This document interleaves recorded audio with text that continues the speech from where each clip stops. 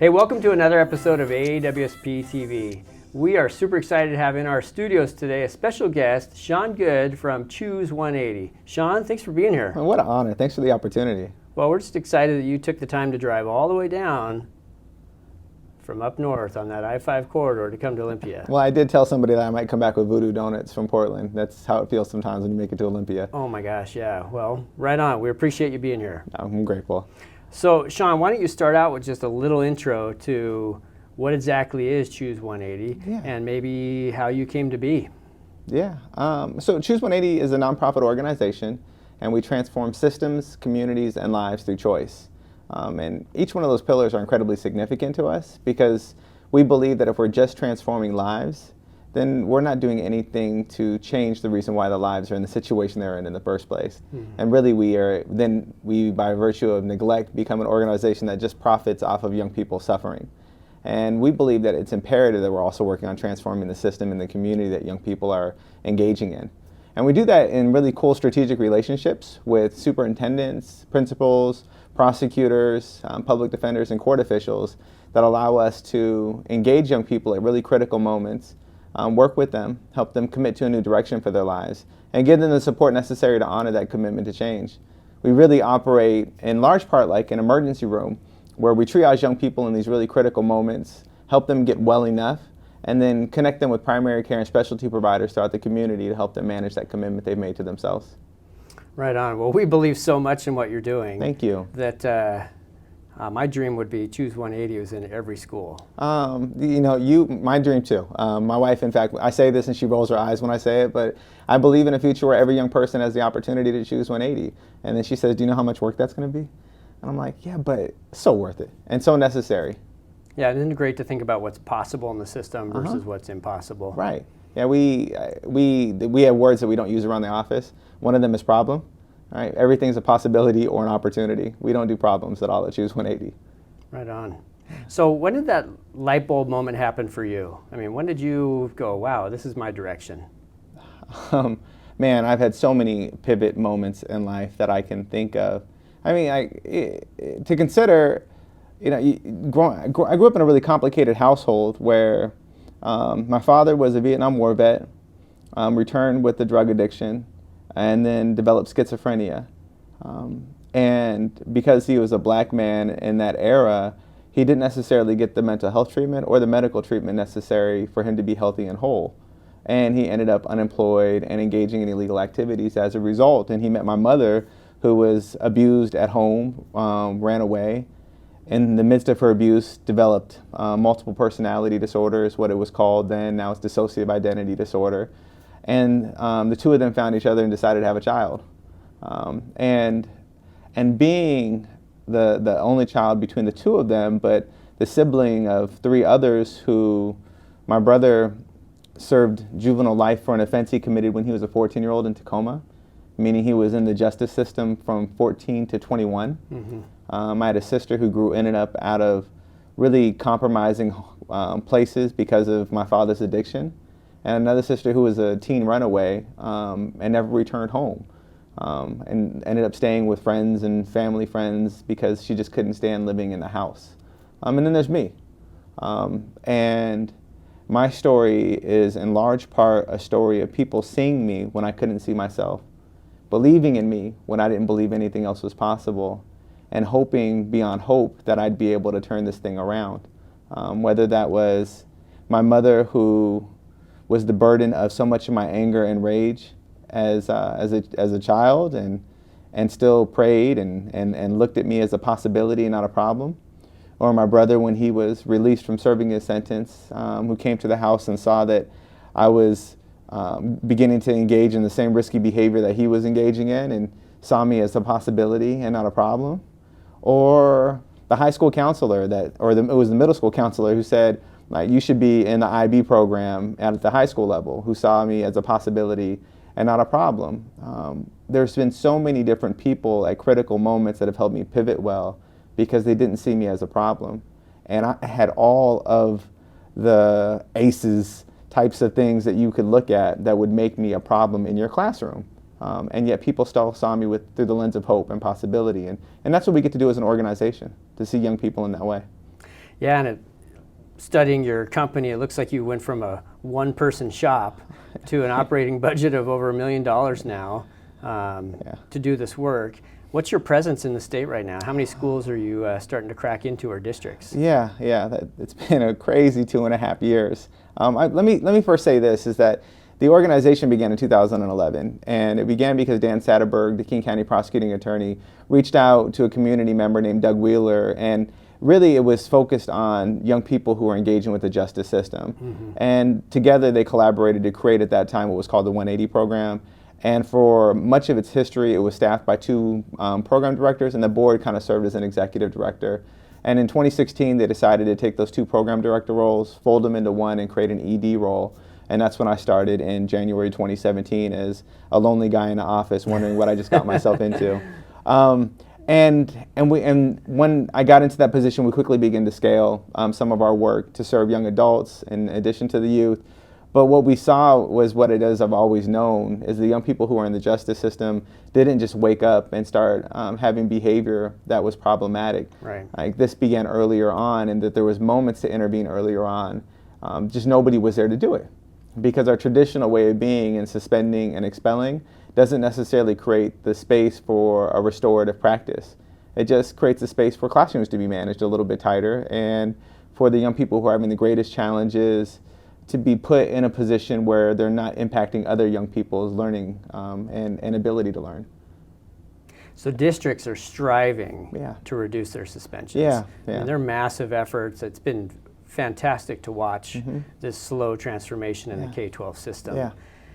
You talk about that sweet spot of intervening on kids. When you look at the K-12 system, where do you think we are lacking as a system where we need to provide space and time and relationships for us to intervene? Yeah, it's complicated because I think about what a teacher's responsibility is in a classroom where they're dealing with 25, 30 plus students, and they're accountable to those students achieving particular learning goals, and that being measured out at different times throughout the course of the year.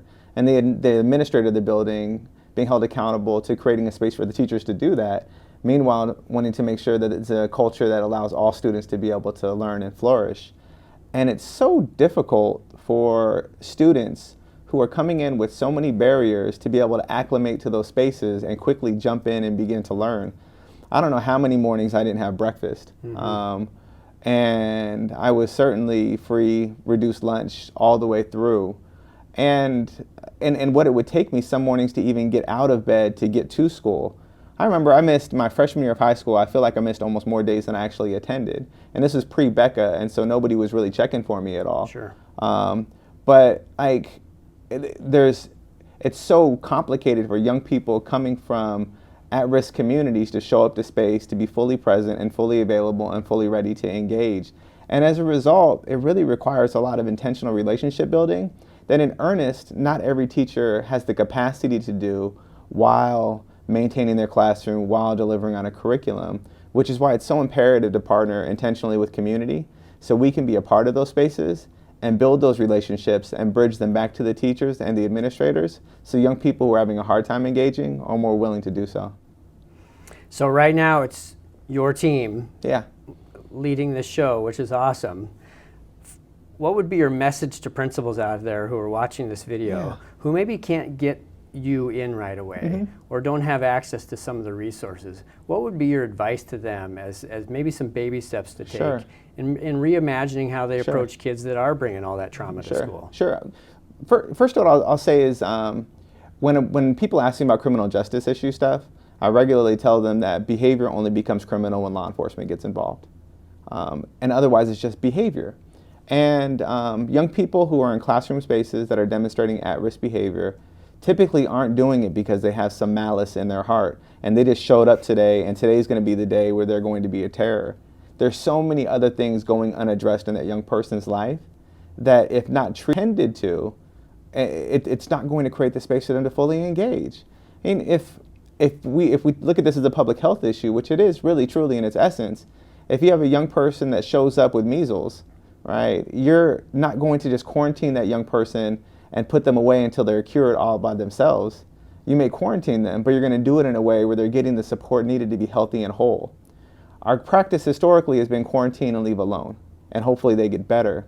So I'd encourage districts in caring deeply for young people who are challenged and struggling and having behavioral issues is to see each one as one, and not criminalize it or turn it into a disciplinary issue, but turn it into an opportunity to find out what else is going on in that young person's life and how else the community can support that young person in being whole. And as the community rallies around that young person, then they can participate in the school environment knowing that they're not alone. Well, when you were describing the character traits of adults leaning into kids' lives like that, I can't help but think of the principals that we have serving in our state. These are principals who do that on a daily basis for kids. And oftentimes they're pigeonholed into tough spots of needing to support the adults who aren't having a great day, or it's a combination of the kids and the adults not having a great day. The principals are thrown right into the middle of that.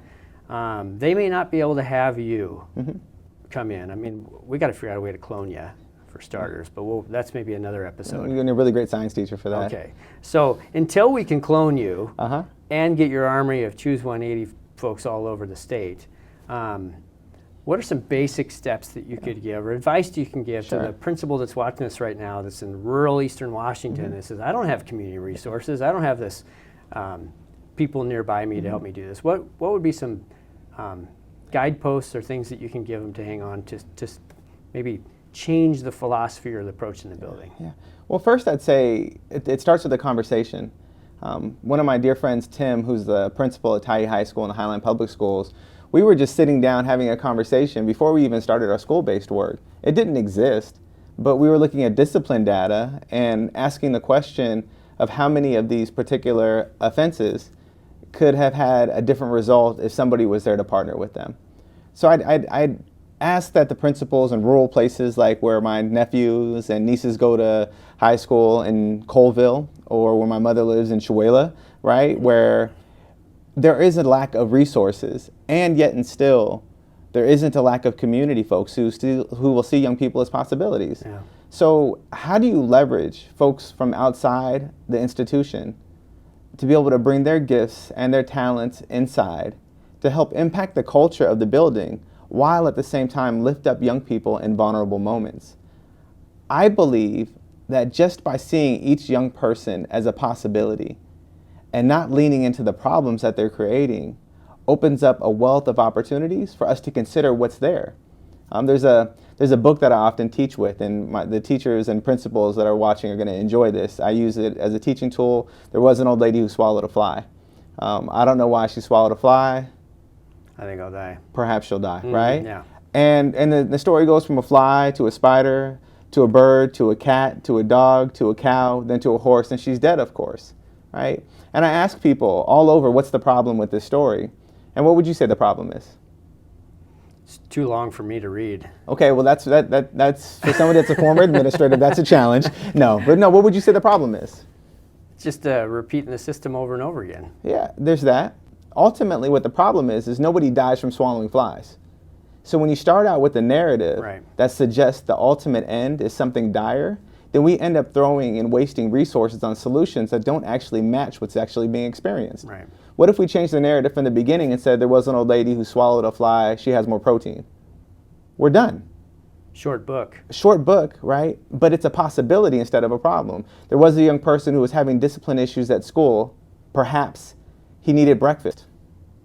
There was a young person who had a volatile moment in a classroom. Perhaps he needed a hug. There was a young person who missed 7th period every single day. Perhaps she's being trafficked. There's so many other ways to consider what's happening in young people's lives beyond the fact that they're just being disruptive in class. Yeah. So we're big proponents of tackling the system, because what you're describing to me, Sean, really is a decade-old system. And oftentimes it's referred to as the school-to-prison pipeline, that system. We'd love to change the system. You see it. You're out there in schools all over the place. What would be recommendations? I mean, if you could build a K-12 system through your lens, what would it look like? Yeah. So when that student does act up, we give them protein. Yeah. We give them a hug. What would that system look well, like? first I'd say that I don't believe that we have system problems. I think we have people opportunities. It's our conviction that systems are amoral, and it's the variables within the system that carry the moral value, which means that every teacher, every administrator, every superintendent has the opportunity to transform the way the thing operates if they change who they are as a person within the equation. That means there's a ton of power that's all across our state that could immediately change the outcomes. The opportunity lives in the culture that the folks that are variables are operating within. And sometimes that culture prohibits people from getting outside of the normal routine, which is why injecting organizations like ours into the equation not only helps the young people, but it also helps change the culture of the building, the space, the school district, so that way we begin to give young people hugs and protein and therapeutic practices instead of suspensions and expulsions. If I could have a perfect world, there would be teachers and administrators across our state that are stubbornly looking at each young person as an individual and not looking at them as a problem that needs to get removed from a space so the other students can learn. And that the teachers would have the time and space to be able to do that. And that the administrators would have the support and the resources to be able to live fully into that. The way it presents itself today, there's so many challenges in the way that our schools are resourced and the ways that our schools are staffed that make that somewhat problematic, which is why I think those community partnerships are super important. And I don't just say that from somebody who stewards a nonprofit that works in schools. I say that as a father of a 17-year-old and an 11-year-old. The 17-year-old who, when he was in second grade at Grant Elementary in Tacoma schools, was told by his teacher that if he didn't change his behavior, him and the other brown kid in class would end up in prison. Like, how do you tell a 7-year-old that and expect that to create behavioral change? It's incredibly disturbing to know that that was her response. Yet and still, I know he's not alone. And that there's kids across our state that are getting similar messages because teachers just don't know what else to say, and they don't know how else to respond, and they need the support necessary in order to give young people the support to be able to commit to a new direction. So have you seen examples out there where schools have addressed that time piece? I think that when we get smaller classroom sizes, it's helpful. But with our current budget constraints at a state level and some of the things that have happened with local levies, it gets really messy and super complicated because we're not having a shortage of young people who need to go to school, but we're having classroom sizes that are growing with these young people that need their education. What I have seen are really intentional partnerships with the community to lessen the burden and leveraging dollars that are coming from other places across our state to be able to create that possibility within those schools. I mean, the work that we've been able to do in Highline Public Schools has been transformative, where when teachers are feeling that pressure, our staff are on site to connect with young people and to have them participate in our programming in lieu of traditional suspension and expulsion and get the tools necessary to stay present in classroom spaces when it's tough and get connected with other adults on campus and in the community to support them when they're having a tough day. Do you know that principals are evaluated on 8 criteria? One of them is called engaging the community. This could be a great way for them to engage their community. Yeah, well, I will give every principal a checkbox if they reach out to Choose 180 as a step in engaging community. But it's so important. Schools can be the center of a community, or they can be an island in and of themselves. So the opportunity for the administrator is, how do you engage the people around you? Do you become an island or a center? You know, both of which have people who are there, but the way that those people engage with everything around them changes dramatically. You can ask Gilligan, the skipper too, all about that. What's the number one thing you do with students? See them as they are, and we don't blame them for their behavior. It's not that we excuse some of the negative consequences from their behavior, but nobody is a moment in their life. And each and every one of us have had moments that we'd like to get back. Right. And many of us, because of the privilege we were born into, have had the liberty of making some super poor choices and being able to live past them and beyond them. And not all of our young people have those or have that. So the thing that we do primarily is we see young people as they are, absent of judgment, and get to know them for who they are, and without taking in consideration of what they've done. Mm-hmm. None of us are the choices that we've made, regardless how poor they may be. There's so much more substance to who we are than just those decisions. Are you super intentional in helping the adults in the school system change their language and how they talk about kids or refer to kids? Yeah. What are some of the words or terms you guys use? So, so let me first say it's an evolution, right? Now, I wouldn't come to your house and tell you how to prepare dinner. Or how to call what it is you prepared, whatever it is that you made. Right. I would get to know you, and we could spend time together, and I could share with you why it is that I call spaghetti something else, as an example, right? But it's still going to be your choice to call it what you want to call it. In the beginning stages of our relationships with the schools, we don't really think it's our job to come in and tell teachers how to teach, or tell teachers the words to use, or tell administrators this is what you need to do, this is how you need to do things different. Like any good relationship, we spend time getting to know each other and modeling the behavior that we'd like to see from our teachers and the behavior we'd like to see from our young people. And as that relationship grows and develops, then we have the type of equity we need to be able to talk about the semantics and what's the best way to talk to young people when they're in these critical moments. What are the best words to use? What's the best way to de-escalate and honor at the same time? What's the best way to support your teacher, knowing that your teacher could have had their own traumatic experience before they even walked into the classroom, right? All these things matter, but absent of relationship, it doesn't stick. They're just words. It's another training, and we all know how many trainings teachers and administrators go to. We need more than training. We need relationships, and we need relationships that are consistent. Our young people need that, our teachers need that, our administrators need that, and our community partners need to be a part of the equation and need to be in that relationship as well. Nobody's ever heard me talk about relationships. I can't imagine. I'm glad you brought that up. But since you brought it up, the other piece of relationships that I think is so crucial is this notion of hope. Yeah. How do you see hope playing into this system? I mean, how does Choose 180 infuse hope into what they do? Yeah. Well, Hope's the name of my 11-year-old daughter. Interview over. Yeah, there it is. That's how I see hope. Okay. I see hope as an 11-year-old. It's one of those difficult things because you can't quantify it, and we love to measure, right? And it looks different in the eyes of the young person who's seeing it.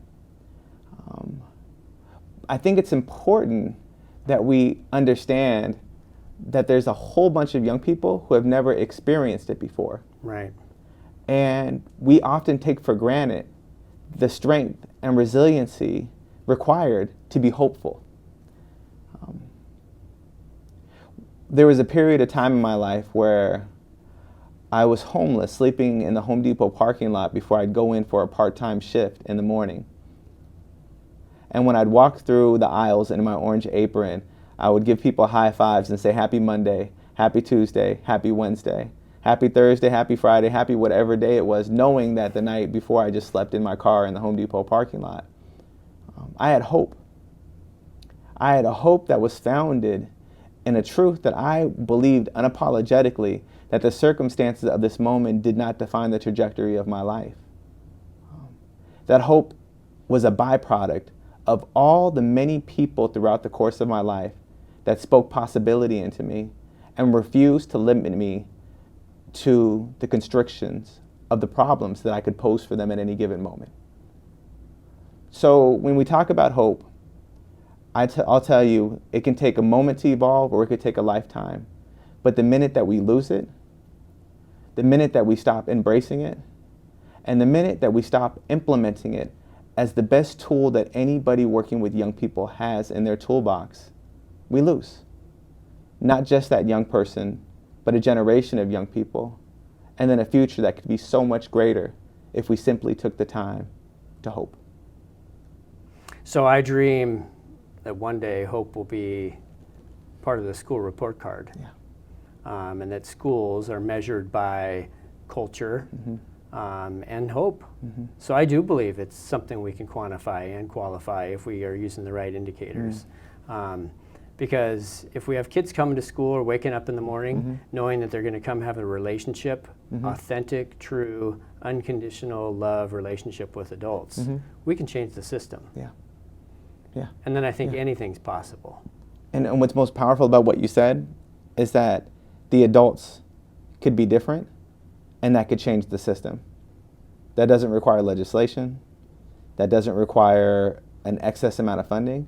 It just requires the adults to show up different, and then everything is different. Yeah, everything's possible. Yeah, yeah.